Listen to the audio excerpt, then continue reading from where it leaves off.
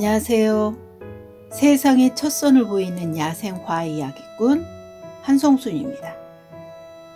오늘은 세상의 첫 선을 보이는 야생 과학 이야기 38편 으름난초를 소개해 드리도록 하겠습니다.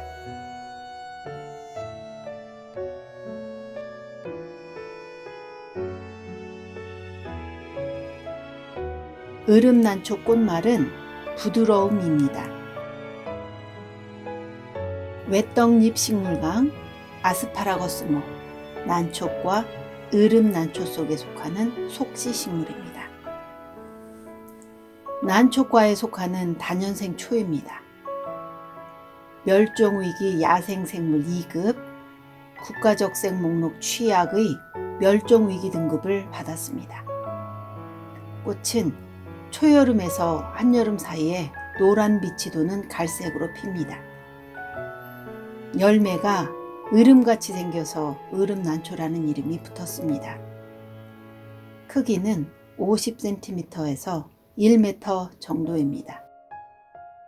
줄기는 엽록소가 없으며 갈색의 짧은 털이 밀생하고 윗부분에서 가지가 갈라지며 곧게 섭니다. 잎은 아주 조그만 비늘 조각처럼 생긴 삼각형이며 마르면 가죽같이 됩니다. 꽃은 6월에서 7월에 핍니다. 원산지는 한국이고 주로 제주도와 충청남도 태안, 전라북도 진안 등에 분포하며 숲에 서식합니다. 뿌리는 옆으로 길게 뻗으며 뿌리 속에는 아밀라리아라는 버섯 균사가 들어있습니다. 주로 낙엽수립 밑에서 곰팡이균인 뽕나무 버섯과 공생합니다. 빛이 잘 들지 않는 습한 땅에서 잘 자랍니다. 주로 폐와 신장 질환에 효과가 있습니다. 강장보, 강정제, 부인병, 유선염, 임질, 임파선염, 치질, 치통, 편도선염, 폐결핵 등의 효능이 있습니다. 열매를 말려 강장제, 강정제로 쓸 수 있습니다. 부인병에도 도움이 되고 습진이 생겼을 때에도 효과가 있습니다. 소변을 촉진하는 데에도 좋습니다. 식용도 가능한데 요리의 재료로 쓰거나 술을 담가 마십니다. 차로 끓여 마실 수도 있습니다. 이 품종은 다년생인데도 불구하고 매년 같은 장소에서 나오지 않고 수년이 지난 후 다시 그 자리에서 올라오곤 합니다. 이유는 정확하지 않지만 꽃송이가 많이 달려 가지고 있는 양분을 모두 소진해버리기 때문이 아닌가 하는 생각이 듭니다. 부생식물의 특성상 썩은 개체의 균이나 양분으로 살아가는 것이기 때문에 이런 가설이 나오는 것입니다.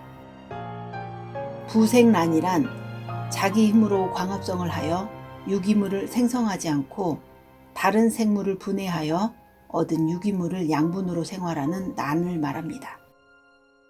조건이 매우 까다로운 품종이라 할 수 있습니다. 이런 부생란의 공통적인 특징은 강한 햇볕에 오랜 시간 노출되면 색이 검게 변하면서 고사한다는 점입니다.